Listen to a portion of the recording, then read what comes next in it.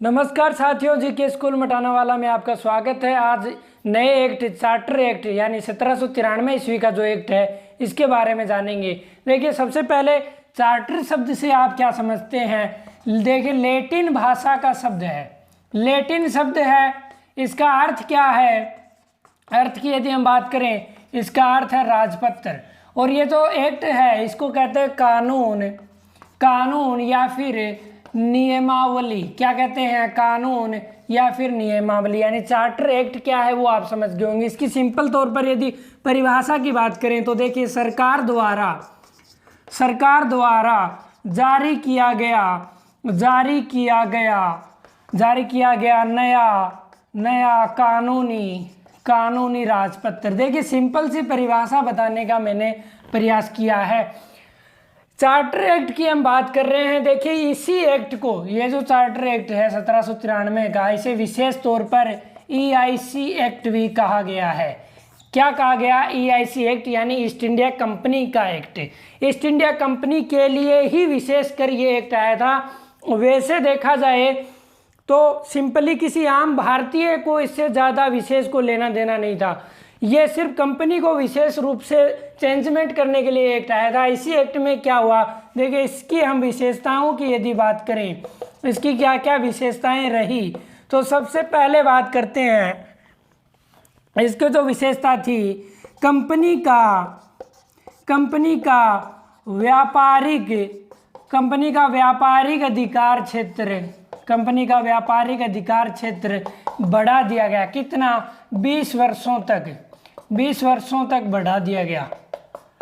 20 वर्षों तक कंपनी का व्यापारिक अधिकार बढ़ा दिया गया, क्योंकि देखिए 20 वर्ष होने वाले थे 1773 से 1794 के बीच। तो एक साल पहले ये कानून बनाया गया कि जो आप हैं, कंपनी को ब्रिटिश सरकार जो है कंपनी को ऑर्डर जारी करें कि हाँ, आप जो हैं 20 वर्षों तक और अधिकार व्यापार कर सकते हैं भारत पर।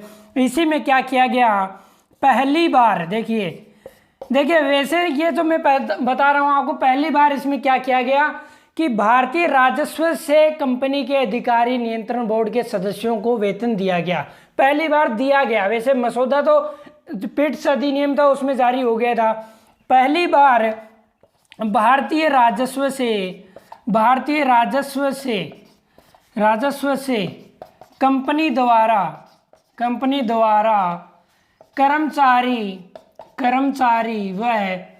कर्मचारी व अधिकारियों और नियंत्रण बोर्ड के सदस्यों को वेतन क्या दिया गया? वेतन दिया गया सदस्यों को, पहली बार दिया गया। इसके बाद आप देखिए, इसी एक्ट में आगे हम बात करेंगे, इस एक्ट में और क्या क्या कानूनी बदलाव किए गए। देखिए, तीसरा क्या था? शराब के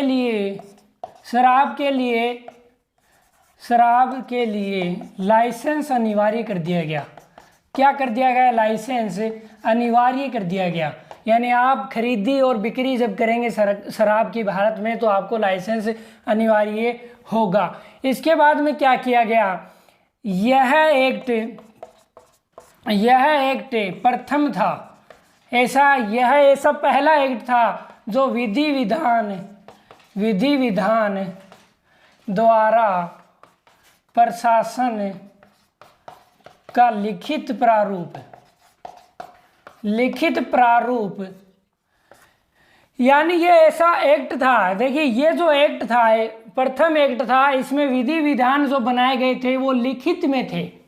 क्या समझे आप कि लिखित में पहली बार कोई एक्ट ऐसा पारित हुआ जो लिखित में कानूनी मसौदा तैयार किया गया और प्रिंटिंग द्वारा उसको जगह जगह भेजा गया, प्रचारित किया गया। परंतु इसके बारे में एक बात यह भी कही जाती है कि एक ये साइलेंट एक्ट था। ये एक्ट कैसे आया? अचानक से लोगों को पता भी नहीं लगा।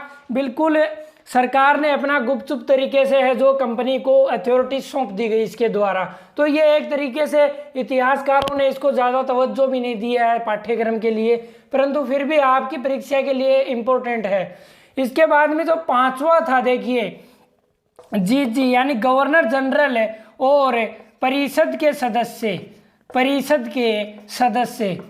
इनकी मैं बात करूं तो इनके लिए क्या प्रावधान किया गया कि आप जो है 12 वर्षों तक भारत में रहने का अनुभव क्या होना चाहिए? भारत में 12 वर्षों तक रहने का अनुभव किन को होना चाहिए? जो गवर्नर जनरल बनेंगे या फिर उसी परिषद के सदस्य बनेंगे। ये इसलिए किया गया क्योंकि भारत में जब अंग्रेज अधिकारी आया करते थे तो सामान्य तौर पर यहाँ से वो परिचित नहीं थे, और इसी का कारण ये हुआ कि भारत जल्दी से इनके कंट्रोल में नहीं आया। तो अंग्रेजों की संसद में इसको लेकर चर्चा होती रहती थी, और उन्होंने ये मसौदा जारी कर दिया कि कोई भी गवर्नर जनरल बनेगा वो 12 वर्षों तक भारत में रहेगा। इसका उसको ये जो क्राइटेरिया है पूरा करना होगा। इसके बाद हम बात करें, देखिए एक और जो इन्होंने कानून इसमें बताया, इसमें स्पष्ट तौर पर बताया गया, देखिए स्पष्ट तौर पर क्या बताया गया कि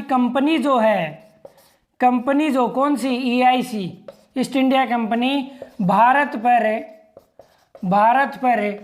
ब्रिटिश क्राउन के माध्यम से शासन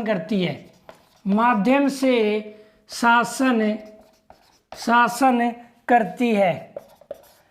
यानी ये जो EIC जो ईस्ट इंडिया कंपनी थी ये राजनीतिक स्वतंत्र नहीं थी, राजनीतिक रूप से स्वतंत्र नहीं थी। यानी ये ब्रिटिश क्राउन के दिशा निर्देशों के आधार पर ही भारत पर शासन करती थी। ये पहली बार इस 1793 के चार्टर एक्ट में स्पष्ट तौर पर विवरण दिया गया कि जो कंपनी है वो ब्रिटिश क्राउन के थ्रू है। इसके बाद क्या कानून लागू हुए इसी में, तो एक और इसकी महत्वपूर्ण बात जाने। 7वां इसमें ये हुआ कि सर्वोच्च न्यायालय का अधिकार क्षेत्र बढ़ा दिया गया। ये मुख्य रूप से इसमें कानून बनाए गए। उम्मीद करता हूँ आपको ये सब समझ में आया होगा, बिना आपका समय बर्बाद किए कम छोटे वीडियो में आपको ये सब बताने का प्रयास किया है। फिर भी यदि कुछ शंका रह गई हो या कुछ आपको लगता है कि हमें ये समझ नहीं आया तो आप कमेंट बॉक्स में बता सकते हैं। मिलते हैं अगले एक्ट में, तब तक के लिए धन्यवाद।